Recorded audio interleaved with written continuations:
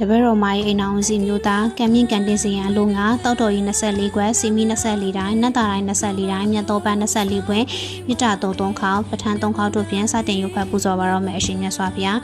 ဤသို့တောက်တော်ကြီး24ခွက်ကိုတရားကြည်ပြုစွာစက္ကလူရန်ပူဇော်သောအကျိုးအကြောင်းတပည့်တော်မ၏အိမ်အောင်စီမျိုးသားအင်္ဂါသားလေးသည်အနာအရှက်အတိုက်ခိုက်ကင်ပြီးဤတောက်တော်ကြီးကဲ့သို့အပူပင်ကင်းစွာအိတ်ချက်ရပါလို့အရှင်ဖေဟာဤအလင်းနိုင်24တိုင်းကိုတရားကြည်ပြုစွာစက္ကလူရန်ပူဇော်သောအကျိုးအကြောင်းတပည့်တော်မိုင်းအိမ်တော်စီမျိုးသားအင်္ဂါသားလေးသည်ဤအလင်းနိုင်ကဲ့သို့ကောင်းသောဂုဏ်သတင်းများထွန်းလင်းတောက်ပရလို့ရပါလို့အရှင်ဖေဟာဤဝတ္ထုငွေ24ရက်ကိုတရားကြည်ပြုစွာစက္ကလူရန်ပူဇော်သောအကျိုးအကြောင်းတပည့်တော်မိုင်းအိမ်တော်စီမျိုးသားအင်္ဂါသားလေးသည်အလောက်ကန်ခွင်လန်းများကောင်းမွန်ပြီးငွေလက်လာပါများပွင့်လန်းရပါလို့အရှင်ဖေဟာ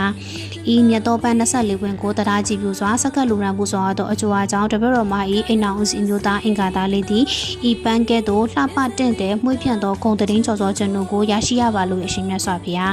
ဖျားတပည့်တော်မသည်အရှင်မြတ်စွာဘုရားအားဖျားတပည့်တော်မ၏အိမ်တော်စီအမျိုးသားအင်္ဂါသားလေးကံမြင့်ကံတက်ပြီးလက်လှပွားများတိုးပွားပြီးအလောက်ကန်အခွင့်အလမ်းများအစဉ်ပြေချုံးမွေပြီးမကောင်းသောဘေးမကောင်းသောအန္တရာယ်များကြားရောက်စေရန်တပည့်တော်မသည်အရှင်မြတ်စွာဘုရားအားမေတ္တာသုံးနဲ့ပဋ္ဌာန်းတည်တနာတော်အကျဉ်းတို့ကိုစတင်ရွတ်ဖတ်လူရန်ပူဇော်ခွင့်ပေးသနာတော်မူပါအရှင်မြတ်စွာဘုရား